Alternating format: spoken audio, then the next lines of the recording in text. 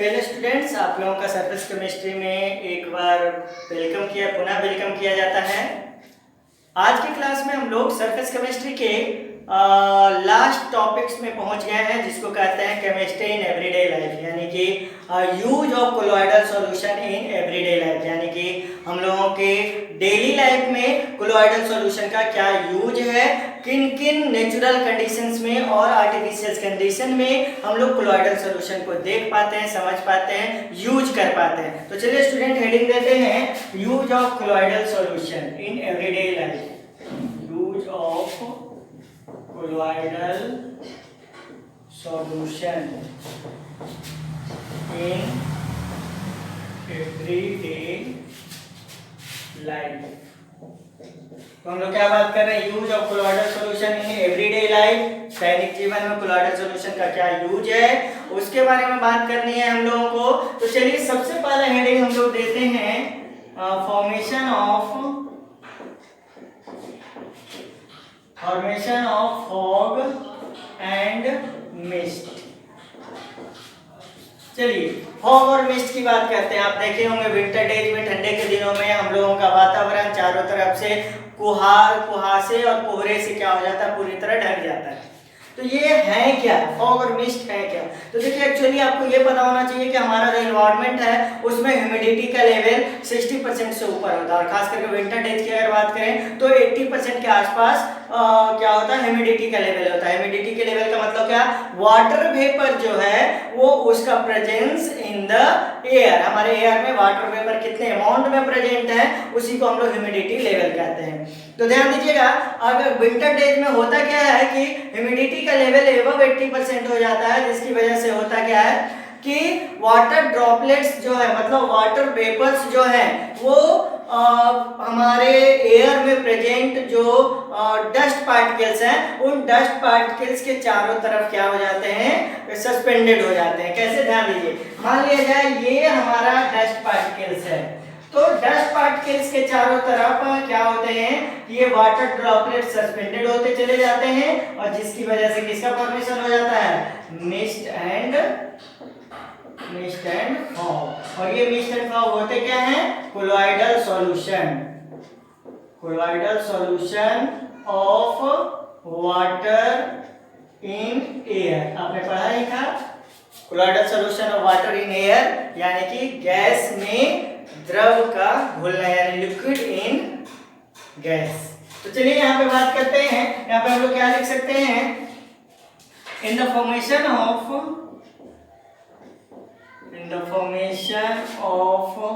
Fog and mist, water droplets suspended around dust particles in air to form colloidal solution। तो आप समझ ही गए होंगे कोलॉइडल सॉल्यूशन क्या होता है, कि कोलॉइडल सॉल्यूशन में हमारा फॉग और mist is a type of colloidal solution जिसमें कि डस्ट पार्टिकल के ऊपर वाटर ड्रॉपलेट क्या हो जाते हैं, सस्पेंडेड हो जाते हैं। तो ये तो हो गया फॉग और मिस्ट के बारे में। सेकंड आप बात कर सकते हैं ब्लड। यहाँ पे आप लिख सकते हैं blood is a type of colloidal solution. हम लोगों के बॉडी में जो ब्लड प्रेजेंट होता है स्टूडेंट, वह एक कोलॉइडल सॉल्यूशन है।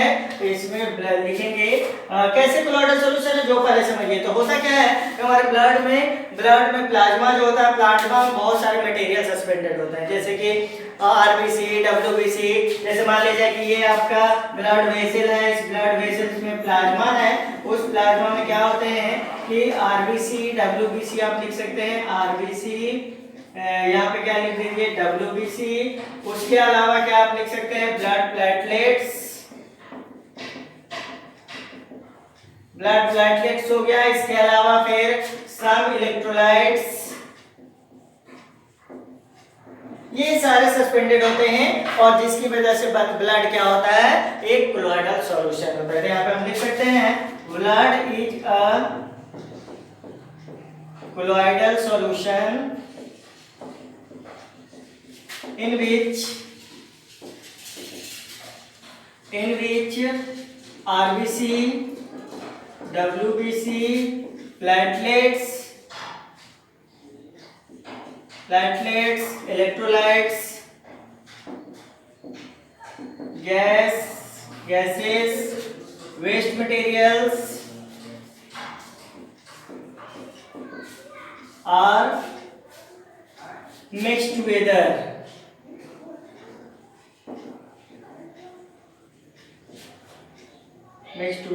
ये ब्लड के बारे में बातें होगी। अब सॉइल के बारे में बात कर लीजिए student. Soil is also a colloidal solution. Soil एक कोलॉइडल सॉल्यूशन है। सॉइल में होता क्या है कि सॉइल को जब हम वाटर में डिजॉल्व करते हैं तो आप क्या देखते हैं, सॉइल वाटर में पूरी तरह से डिजॉल्व हो गया, लेकिन उसको सम टाइम बिना डिस्टर्ब किए हुए जब आप छोड़ देते हैं तो होता क्या है कि सॉइल पार्टिकल्स जो है वो सेपरेट आउट हो जाते हैं, वो बॉटम में चले जाते हैं, बॉटम ऑफ द कंटेनर, और वाटर ऊपर आ जाता है। उसके बावजूद वाटर जो होता है वो मडी इन नेचर होता है, मतलब कि sum of the soil particle suspended inside the water that can form a colloidal solution. वो क्या बनाते हैं, कोलॉइडल सॉल्यूशन बनाते हैं। तो यहाँ पे क्या लिखेंगे, हम लोग ऐसा लिख सकते हैं कि soil particles mixed with water to form colloidal solution. उसके अलावा dairy products,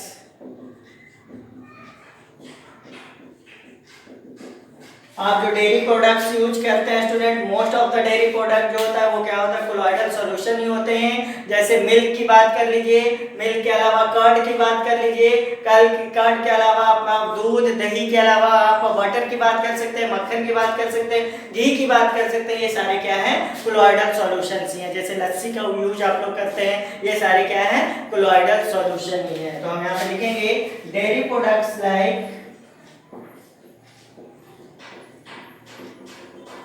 like milk, curd, फिर बात कर ले butter, ghee etcetera are colloidal solution.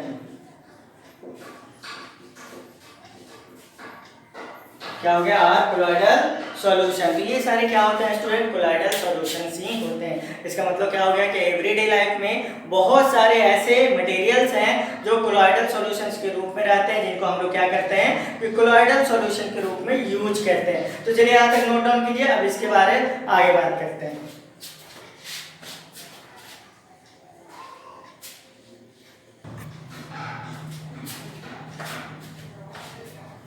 अब देखिए स्टूडेंट, हम लोग अब बात करने वाले हैं कि कोलॉइडल सॉल्यूशन का आर्टिफिशियल यूज किया है। हम लोग कैसे उसको आर्टिफिशियल तरीके से फॉर्मेशन करके उसका हम लोग एवरीडे लाइफ में, अपने डेली लाइफ में यूज कर सकते हैं। तो चलिए सबसे पहले use of colloidal solution in medicine देखते हैं। तो सबसे पहले हम लोग देखते हैं use of colloidal solution in medicine. तो हम लोग क्या बात कर रहे हैं, use of colloidal solution in medicine. Medicine में कोलॉइडल सॉल्यूशन का कैसे हम लोग यूज करते हैं उसके बारे में बात करेंगे। तो देखिए बहुत सारे प्रोडक्ट जो है वो कोलॉइडल सॉल्यूशन के रूप में बनाए जाते हैं। क्यों बनाया जाता है कोलॉइडल सॉल्यूशन के रूप में, क्योंकि इनमें सस्पेंडेड जो इनमें डिजॉल्व जो डिस्पर्स फेज के पार्टिकल्स होते हैं वो आसानी से हम लोगों के बॉडी में क्या हो जाते हैं, डिजॉल्व हो जाते हैं, ब्लड में डिजॉल्व हो जाते हैं। क्यों, क्योंकि इन पार्टिकल का साइज छोटा होता है, छोटा होने की वजह से ये क्या हो सकते हैं, आसानी से हमारे बॉडी के द्वारा एब्जॉर्ब किए जा सकते हैं। इसलिए मोस्ट ऑफ द मेडिसिन को हम लोग कोलॉइडल सॉल्यूशन के रूप में बनाते हैं। जैसे फॉर एग्जांपल देखिए यहाँ पे लिख देंगे, due to a small size of colloidal particles our body easily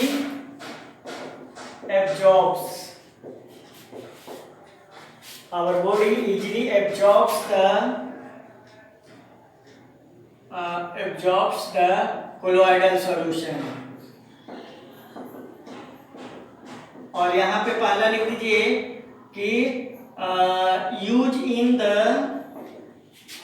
formation of I drop. तो देखिए ध्यान दीजिए कि हम लोग आई ड्रॉप के फॉर्मेशन में यूज करते हैं। एक्चुअली में क्या होता है, हमारा आई जो होता है उसमें डिफरेंट टाइप ऑफ लिक्विड होते हैं, जैसे ह्यूमर, विट्रस ह्यूमर होते हैं। ये सारे जो लिक्विड होते हैं, उन लिक्विड वो लिक्विड एज वेल एज मतलब अपने आप में एक कोलॉइडल सॉल्यूशन होते हैं। उन कोलॉइडल सॉल्यूशन में हम लोग जब मेडिसिन को कोलॉइडल सॉल्यूशन के रूप में यूज करते हैं तो आसानी से हमारे आई के द्वारा एक्सेप्ट कर लिए जाते हैं। जैसे आर्जिनॉल की अगर बात करें, फॉर एग्जांपल में अगर आप बात करें Argyrol, it is a colloidal solution of silver. ध्यान दीजिए आर्जिनॉल एक आई ड्रॉप है जो सिल्वर का कोलॉइडल सॉल्यूशन है और इसका मेन रूप से यूज किया जाता है for the elimination of dust particle from the I. It is used for elimination of dust particles from I. तो क्या हो गया, इसका आई में उपस्थित डस्ट पार्टिकल्स जो होते हैं उनको हटाने में यूज किया जाता है किसका, आर्जिनॉल का, जो किसका है, सिल्वर का कोलॉइडल सॉल्यूशन है। ऐसे बहुत सारे कोलॉइडल सॉल्यूशन है, जैसे यहाँ पे आप लिख सकते हैं colloidal solution of sulphur, colloidal solution of sulphur. यहाँ पे ये जो कोलॉइडल सॉल्यूशन ऑफ सल्फर है स्टूडेंट, इसका यूज किया जाता है इंसेक्टिसाइड्स के रूप में, इंसेक्ट्स को किल करने के रूप में, जैसे सल्फाडिमाडीन है, सल्फागुआडीन है, इस टाइप के बहुत सारे सल्फा ड्रग्स जो होते हैं उसमें सल्फर का यूज किया जाता है। और ये सल्फर क्या करते हैं, तो इंसेक्टिसाइड्स के रूप में यूज किए जाते हैं। तो यहाँ पे लिखेंगे it is used as insecticides. तो इसका कहाँ यूज किया जा रहा है, इंसेक्टिसाइड्स के रूप में यूज किया जा रहा है। एज वेल एज अगर आप बात करें तो आगे हम लोग क्या बात कर सकते हैं, कोलॉइडल सॉल्यूशन ऑफ एंटीमनी। और देखिए कोलॉइडल सॉल्यूशन ऑफ एंटीमनी, तो देखिए ये कोलॉइडल सॉल्यूशन जो है स्टूडेंट, इसका यूज किस लिए करते हैं, तो इसका यूज मेनली रूप से किया जाता है काला जार के ट्रीटमेंट में। तो यहाँ पे लिखेंगे it is used for treatment of काला जार। तो बहुत सारे मेडिसिन को, बहुत सारे डिजीज को ठीक करने के लिए यूज किया जाता है। इसलिए ध्यान रखना student, most of the medicine का जो सॉल्यूशंस होता है वो कैसा होगा, कोलॉइडल सॉल्यूशन होगा। क्योंकि जितने भी मिनरल्स हैं, मेटल्स, नॉन मेटल्स हैं, इन सबों का ट्रू सॉल्यूशन नहीं बनाया जा सकता है। क्या बना सकते हैं हम लोग, कोलॉइडल सॉल्यूशन बना सकते हैं, और उस कोलॉइडल सॉल्यूशन को हमारा बॉडी बहुत जल्दी एब्जॉर्ब कर लेता है। जैसे फॉर एग्जांपल में आप आइए तो एंटासिड का यूज किस लिए किया जाता है, तो हाइपर एसिडिटी को दूर करने में किया जाता है। It relieves hyper acidic condition,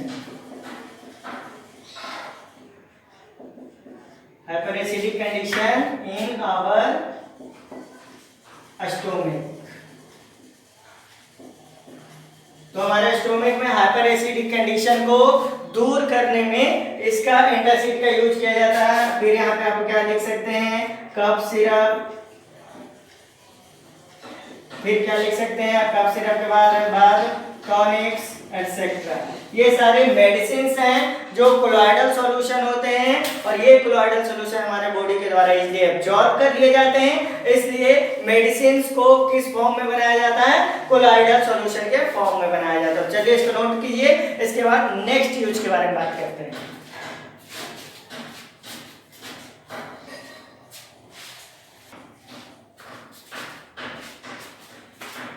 अब ध्यान दीजिए, इसके आगे हम लोग बात करें ये इसका यूज कहाँ होता है, तो रबर जो हमारा इंडस्ट्रीज होता है उस इंडस्ट्रीज में इसका यूज करते हैं। तो नेक्स्ट में क्या लिखेंगे, इन रबर इंडस्ट्रीज। तो देखिए रबर इंडस्ट्री में कैसे यूज किया जाता है, तो लेटेक्स जो होता है, लेटेक्स के इमल्शंस को बनाने में, मतलब लेटेक्स के कोलॉइडल सॉल्यूशन को बनाने में, बनाकर रबर इंडस्ट्री में डिफरेंट टाइप ऑफ प्रोडक्ट्स को बनाया जाता है। तो क्या हो गया, लेटेक्स का इमल्शन, और उसको प्रोटेक्ट करने के लिए, मतलब कि वो फिर से कोगुलेट ना कर जाए, उसमें सम ऑफ द हम लोग जिलेटिन मिला देते हैं। तो यहाँ पे हम क्या लिखेंगे कि colloidal solution of latex are used in the rubber industry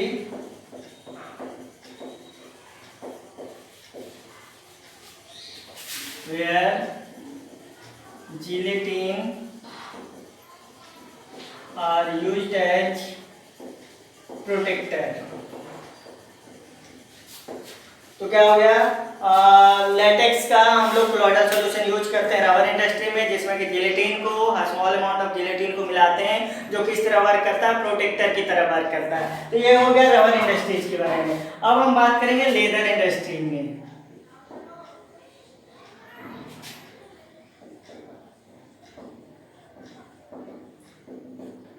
तो हम लोग क्या बात कर रहे हैं, रबर इंडस्ट्री के बाद लेदर इंडस्ट्री में। तो होता क्या है स्टूडेंट, देखिए लेदर जो होता है वो स्किन ऑफ एनिमल्स होता है। तो स्किन ऑफ एनिमल्स जो होता है उसका जब हम लोग कोलॉइडल सॉल्यूशन बनाते हैं तो क्या होता है कि स्किन ऑफ एनिमल्स में प्रोटीन मॉलिक्यूल्स डिजॉल्व होते हैं, किस फॉर्म में, कोलॉइडल सॉल्यूशन के फॉर्म में, और उसके ऊपर चार्ज कैसा होता है, तो पॉजिटिव चार्ज होता है। तो यहाँ पे लिखेंगे कि in leather industry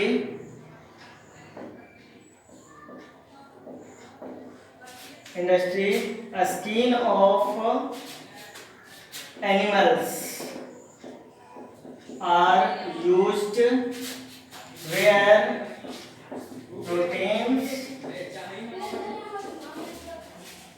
proteins are dissolved and has positive charge, which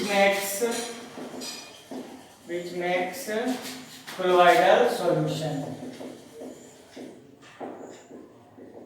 तो देखिए different type of leather products जो आप यूज करते हैं, जैसे बेल्ट हो गया, शूज हो गया, या फिर हैंडबैग्स हो गए, ये सारे लेदर प्रोडक्ट्स जो होते हैं वो किससे बनाए जाते हैं, तो स्किन ऑफ एनिमल से बनाए जाते हैं। और उस स्किन ऑफ एनिमल्स में ध्यान देना होता क्या है, प्रोटीन सस्पेंडेड होते हैं, प्रोटीन प्रेजेंट होते हैं, और वह प्रोटीन जो होता है वो क्या होता है, पॉजिटिवली चार्ज होता है, जिसको भी कोलॉइडल सॉल्यूशन में कन्वर्ट करके हम लोग डिफरेंट शेप दे सकते हैं। तो ये डिफरेंट शेप देने के लिए कोलॉइडल सॉल्यूशन बनाकर हम लोग लेदर इंडस्ट्री में इसका क्या करते हैं, यूज करते हैं। अब नेक्स्ट में हम यहाँ पे बात कर लेंगे purification of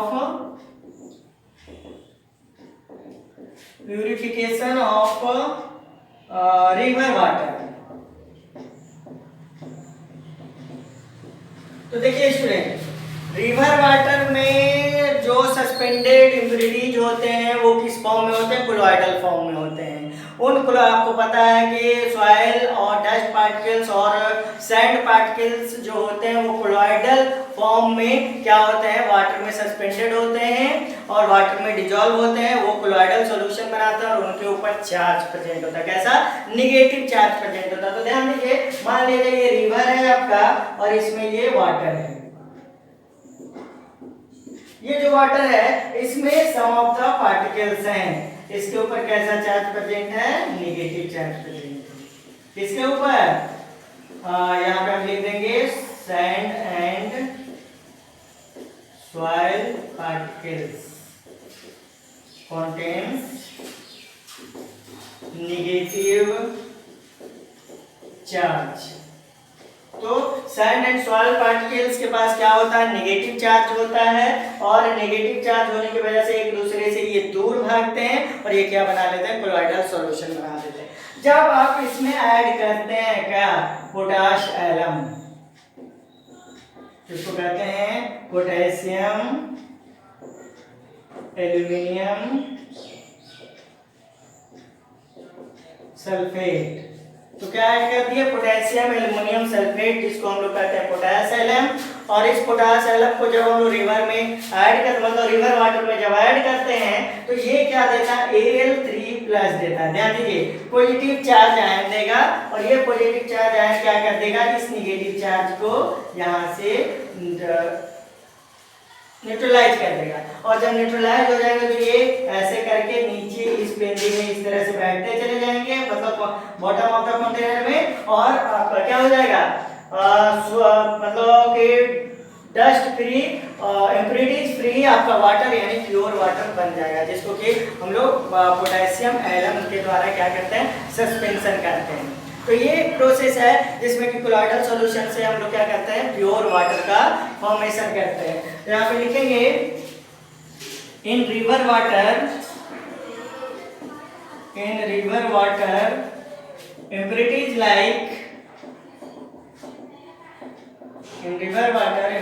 like sand and soil particles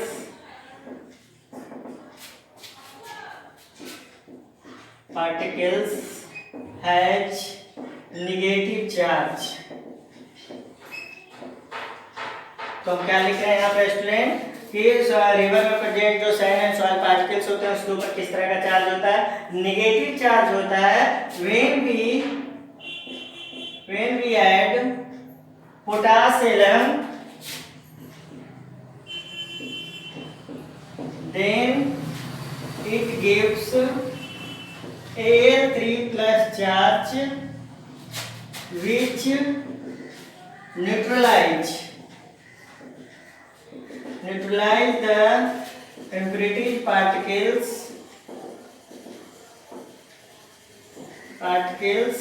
which further get coagulate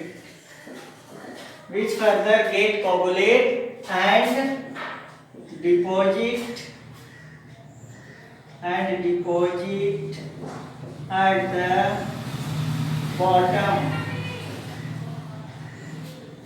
bottom of the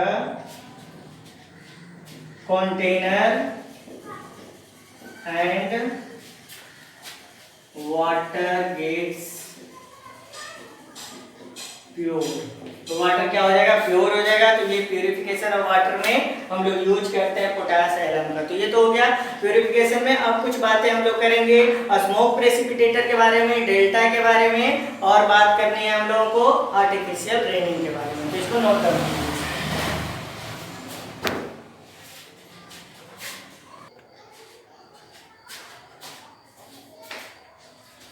तो चलिए स्टूडेंट, अब आगे हम लोग बात कर लेते हैं स्मोक प्रेसिपिटेटर के बारे में। यहाँ पे हम लोग नोट करेंगे स्मोक प्रेसिपिटेटर।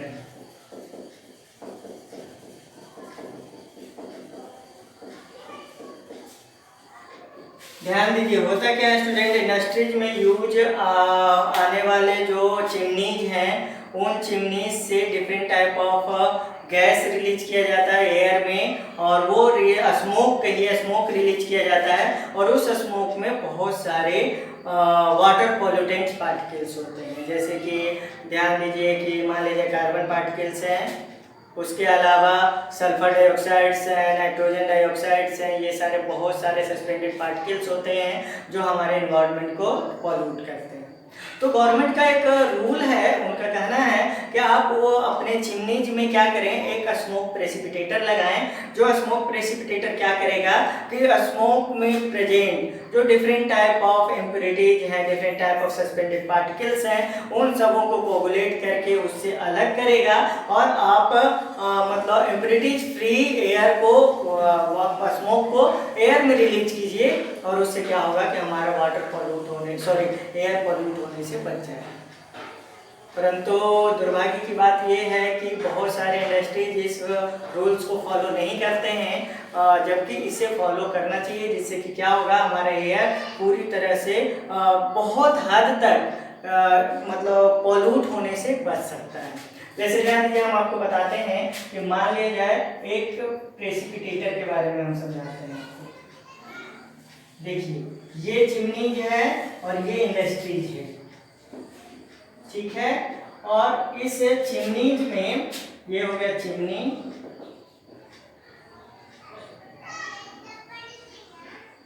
चिमनी हो गया, और चिमनी से ये क्या हो रहा है, सस्पेंडेड पार्टिकल्स के रूप में क्या हो रहा है, स्मोक रिलीज हो रहा है। ये सारा क्या है स्टूडेंट, ध्यान दीजिए, स्मोक,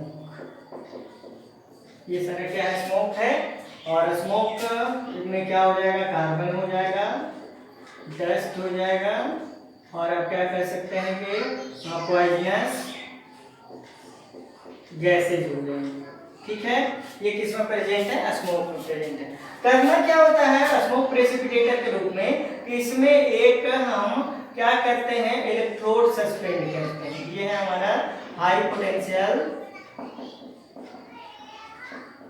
इलेक्ट्रोड। देखिए, हाई पोटेंशियल इलेक्ट्रोड इसमें हम लोग डालते हैं, और इस हाई पोटेंशियल इलेक्ट्रोड के ऊपर हम लोग क्या करेंगे कि इलेक्ट्रिसिटी सप्लाई करेंगे। इलेक्ट्रिसिटी सप्लाई करने से इस पोटेंशियल के ऊपर कैसा चार्ज आ जाएगा, पॉजिटिव चार्ज आ जाएगा। और ध्यान दीजिएगा, आपका जो स्मोक होता है, सपोज कीजिए कि ये स्मोक का पार्टिकल्स है, इसके ऊपर कैसा चार्ज होता है, नेगेटिव चार्ज होता है। यानी स्मोक में प्रेजेंट जो सस्पेंडेड पार्टिकल्स होते हैं, उन सस्पेंडेड पार्टिकल्स के ऊपर किस तरह का चार्ज प्रेजेंट है, नेगेटिव चार्ज प्रेजेंट है।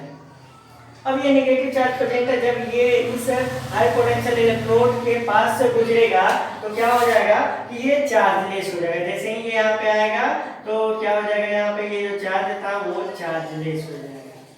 अब जैसे ही ये चार्जलेस हो जाएगा स्टूडेंट, तो चार्जलेस होने की वजह से ये कोगुलेट करता चला जाएगा, जुड़ता चला जाएगा एक दूसरे डस्ट पार्टिकल स्मोक पार्टिकल्स के साथ, और जुड़ने के साथ ये क्या हो जाएगा, ये यहीं पे रुक जाएगा। और इससे क्या हो जाएगा कि ये क्या कहते हैं, टेम्परेचर फ्री एयर जो है वो हम लोग एनवायरनमेंट में क्या कर सकते हैं, रिलीज कर सकते हैं। ये क्या हो गया, temperature free air.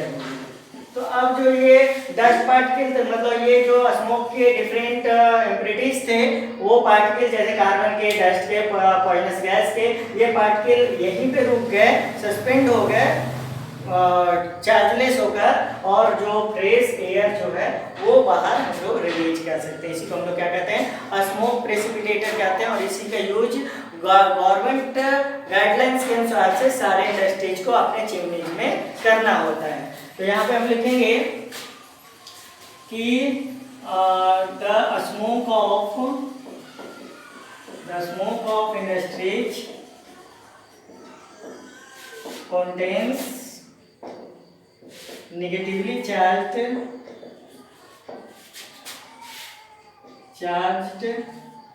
impurities like carbon, dust, poisonous gas। यहाँ पे लिखेंगे when high potential electrode suspend inside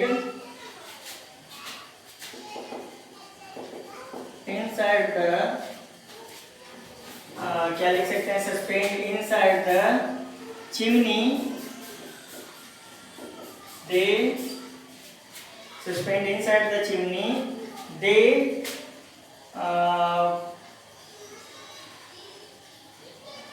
creates positive charge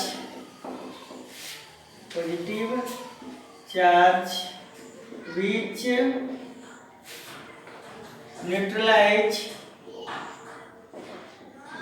the charge of smoke and impurities gets coagulate or air is impurity free, which released in the air. Through this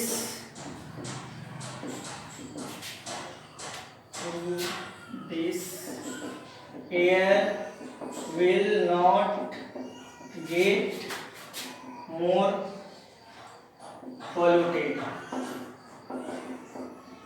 क्या हो जाएगा, air हमारा बहुत ज़्यादा polluted होने से बच जाएगा। तो ये तो हो गया स्मोक प्रेसिपिटेटर के बारे में स्टूडेंट। अब हम लोगों को बात करनी है डेल्टा फॉर्मेशन के बारे में और उसके बाद फिर आर्टिफिशियल रेनिंग के बारे में। तो इसको नोट करेगा।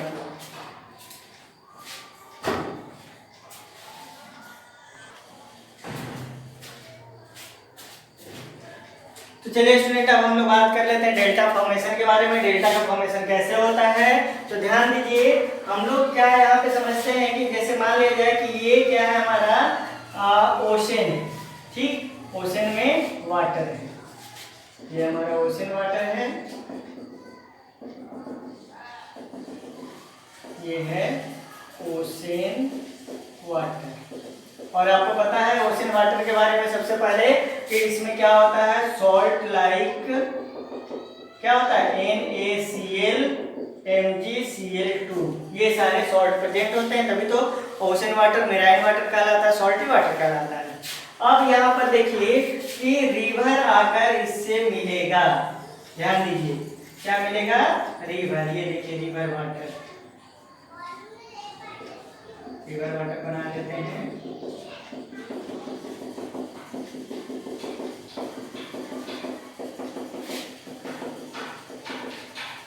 ये हो गया रिवर वाटर।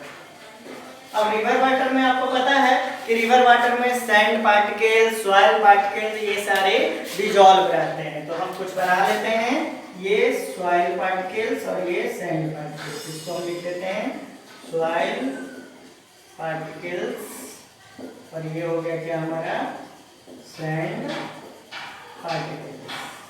तो ये हो गया सैंड पार्टिकल, सॉइल पार्टिकल। और आपको पता है कि सैंड पार्टिकल और सॉइल पार्टिकल्स के ऊपर किस तरह का चार्ज होता है, निगेटिव चार्ज होता है। और देखिए यहाँ पर किस तरह का चार्ज है स्टूडेंट, निगेटिव चार्ज, यहाँ पे निगेटिव चार्ज। और निगेटिव चार्ज होने की वजह से ये दोनों एक दूसरे को रिपेल करेंगे और वाटर में सस्पेंड होकर रिवर वाटर को कैसा सॉल्यूशन बना देंगे, कोलोइडल सॉल्यूशन बना देंगे। अब ये कोलोइडल सॉल्यूशन रिवर वाटर में ये सैंड और सॉइल के पार्टिकल सस्पेंडेड हैं। अब जब ये यहाँ पर आते हैं, ध्यान दीजिएगा, यहाँ पर आ गए, दोनों को हम यहाँ पे ले आए निगेटिव चार्ज के साथ, दोनों के ऊपर कैसा चार्ज है, निगेटिव चार्ज है। यहाँ पे निगेटिव चार्ज लिख दीजिएगा, निगेटिव चार्ज, और यहाँ भी क्या है, निगेटिव चार्ज है। तो निगेटिव चार्ज वहां भी, निगेटिव चार्ज यहाँ भी।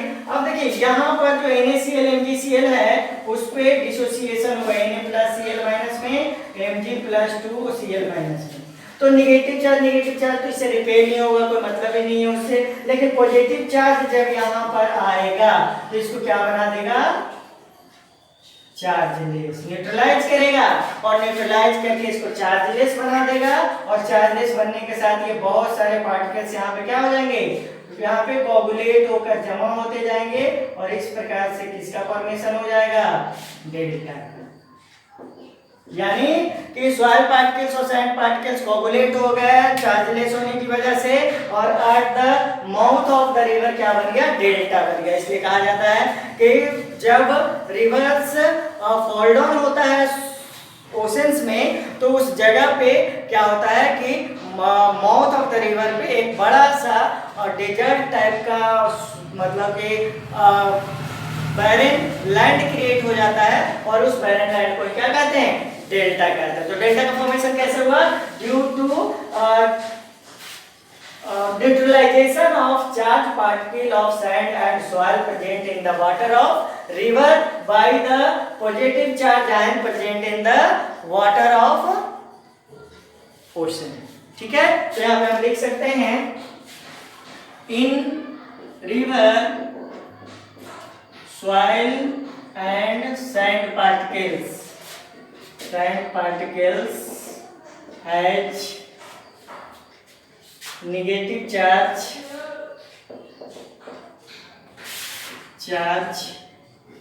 due to this, as negative charge due to this it forms colloidal solution in river water। ठीक, when it fall down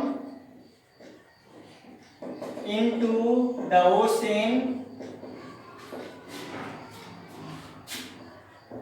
the positive ion of the salt get neutralized.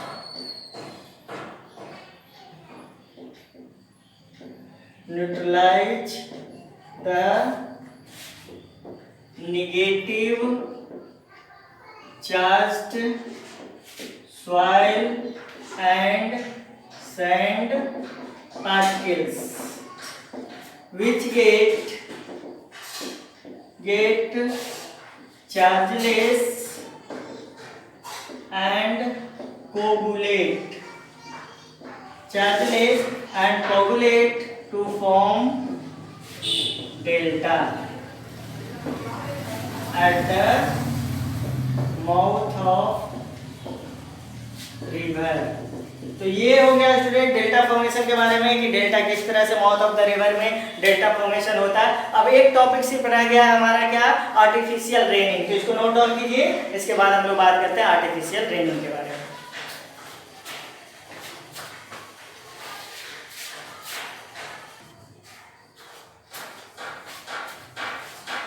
तो चलिए student अब बात कर लेते हैं हम लोग किसके बारे में, आर्टिफिशियल रेनिंग के बारे में कि आर्टिफिशियल रेनिंग करवाया कैसे जाता है। तो सपोज कीजिए कि ये आपका क्लाउड है, इस क्लाउड के ऊपर चार्ज होता है, यहाँ पे नीचे में आपका नेगेटिव चार्ज होता है, ऊपर में पॉजिटिव चार्ज होता है, ठीक है।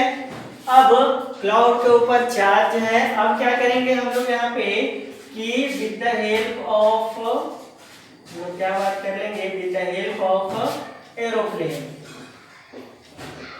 एरोप्लेन की मदद से क्या करना है कि इस पे गिराना है, किसके ऊपर, क्लाउड के ऊपर। क्या गिराना है, तो क्लाउड के ऊपर हम लोग गिराएंगे sand particles with opposite charge. मतलब किया क्या जाता है स्टूडेंट के क्लाउड के ऊपर जाकर एरोप्लेन से बहुत सारे रेत यानी सैंड के जो छोटे छोटे पार्टिकल्स होते हैं उनको उसके ऊपर गिराया जाता है। और आपको पता है सैंड पार्टिकल्स के ऊपर नेगेटिव चार्ज होता है, तो वो क्या करेंगे, इस चार्ज को न्यूट्रलाइज करेंगे। न्यूट्रलाइजेशन ऑफ चार्ज, यहाँ पे क्या आप लिख सकते हैं, neutralization of charge on cloud. और जैसे ही ये चार्ज का न्यूट्रलाइजेशन होगा तो ये हो गया आपका क्या, अर्थ। तो जैसे ही चार्ज का न्यूट्रलाइजेशन होगा ये पार्टिकल्स क्या हो जाएंगे, एक दूसरे को होल्ड नहीं कर पाएंगे, क्लाउड अपने आप को होल्ड नहीं कर पाएगा, और होल्ड नहीं करने की वजह से ये रेन के रूप में क्या हो जाएगा, अर्थ पे फॉल डाउन हो जाएगा।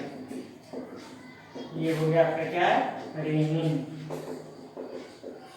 और इसी रेनिंग को हम लोग कौन सा रेनिंग कहेंगे, आर्टिफिशियल रेनिंग कहेंगे, जिसको कि ह्यूमंस के द्वारा अपने डिजायर के अनुसार से करवाया जाता है, उसी को आर्टिफिशियल रेनिंग कहते हैं। और ये रेनिंग मोस्टली आपको देखने को कहाँ मिलेगा, तो चाइना में बहुत ज़्यादा इस तरह का आर्टिफिशियल रेनिंग देखने को मिलता है, जहाँ पे पर्टिकुलर एरिया में इस तरह से सैंड पार्टिकल्स को सॉइल क्लाउड के ऊपर डालने से क्या होते हैं, वो चार्जलेस हो जाते हैं, और चार्जलेस होकर वहाँ पे क्या होता है कि वाटर मॉलिक्यूल रेन के रूप में अर्थ पे गिरने लगता है। इसी को हम लोग क्या कहते हैं, आर्टिफिशियल रेनिंग कहते हैं। तो चलिए लिखते हैं इसके बारे में, देखिए the cloud are charge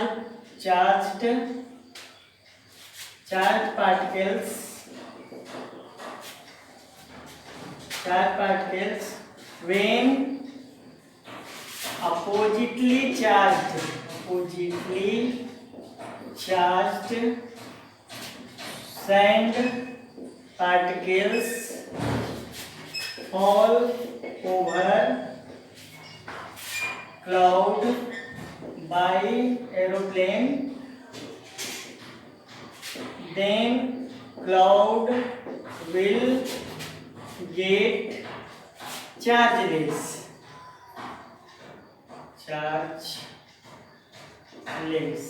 and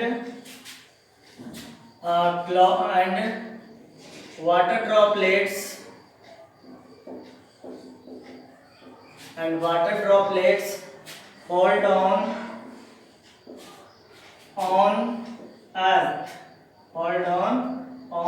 earth in the form of raining, which are called artificial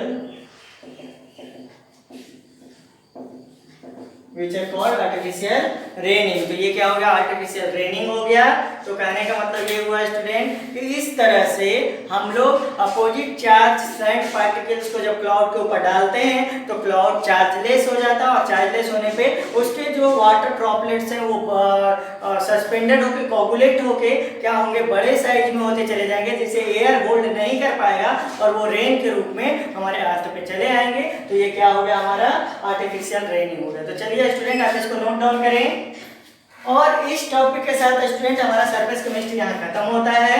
आप सारे स्टूडेंट्स से मैं बोलना चाहूँगा कि अगर किसी तरह की कोई परेशानी आपको इस टॉपिक से रिलेटेड यानी कि सरफेस केमिस्ट्री से रिलेटेड किसी तरह की कोई परेशानी आपके साथ है तो आप उससे हमारे साथ कमेंट बॉक्स में जाकर शेयर कर सकते हैं, उसका आपको रिप्लाई किया जाएगा और आपको उस परेशानी को अच्छी तरह से मतलब जो डिफॉल्ट है, जो आपको ट्रबल हो रहा है, जो आपको दिक्कतें हो रही है, उससे आप क्या हो सकते हैं कि आसानी से समझ सकते हैं। तो चलिए स्टूडेंट इसके साथ ही ये टॉपिक हमारा खत्म हो गया। अब हम लोग नेक्स्ट टॉपिक में मिलेंगे।